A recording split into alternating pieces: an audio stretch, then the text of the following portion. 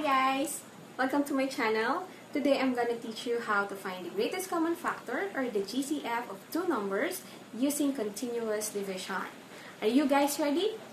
Let's begin! Alright, so ngayon ay pag-aaralan natin kung paano ba hinahanap ang greatest common factor or ang GCF ng dalawang number using continuous division. First, let's have this given example. 24 and 60. Okay, una, ilista muna natin ang first 5 na prime numbers. We have 2, 3, 5, 7, and 11. Itong mga prime numbers na to, ito ang gagamitin nating divisor sa pagdi-divide natin dun sa dalawang numbers. Okay, yung 24 ba at 60 ay divisible parehas by 2? Yes. I-divide natin parehas yung 24 at 60 by 2. 24 divided by 2 is equal to 12. 60 divided by 2 is equal to 30. Now, yung 12 and 30 ba ay divisible by 2? Yes. Divide natin yung 12 and 30 by 2. 12 divided by 2 is equal to 6. And 30 divided by 2 is equal to 15. Ngayon, yung 6 at 15 ba ay parehas na divisible by 2? No. Kasi yung 15 ay odd number. Kaya siya ay hindi divisible by 2. Yung 6 lang. Sabi natin kanina, kailangan parehas na number ay divisible dun sa gagamitin nating divisor. Let's proceed to number 3. Yung 6 at 15 ba ay divisible by 3? Yes. Divide natin parehas yung 6 at 15 by 3. 6 divided by 3 is equal to 2.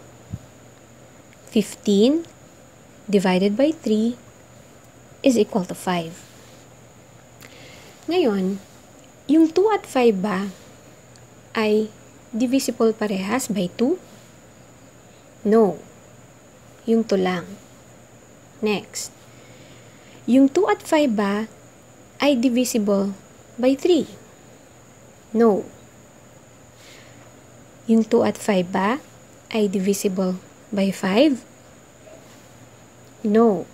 Yung number 5 lang. Obviously, yung 7 at 11 ay hindi divisible by 2 and 5. Kaya mag-stop na tayo dyan. Next step, kuhanin mo to. Huwag mo iuwi. Joke lang. Okay. Ilista mo yan dito kasi imumultiply natin siya. 2 times 2 times 3. 2 times 2 is equal to 4 times 3. 4 times 3 is equal to 12. May langaw? Ano ba naman yung langaw na nakikisali sa discussion?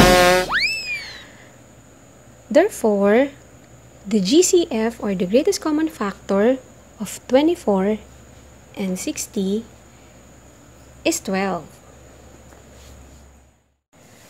Okay, now na alam nyo na kung paano kinukuha ang GCF ng dalawang numbers, paano ba natin ito maia-apply para ma-reduce natin yung fraction to lowest terms? Gamitin natin yung given kanina na 24 and 60. Yung 24 gawin nating numerator at yung 60 gawin nating denominator. Nakuha natin kanina na ang GCF ng 24 and 60 ay 12. Now, i-divide natin both by 12. 24 divided by 12 is 2, and 60 divided by 12 is equal to 5. Therefore, the lowest term of 24/68 is 2/5.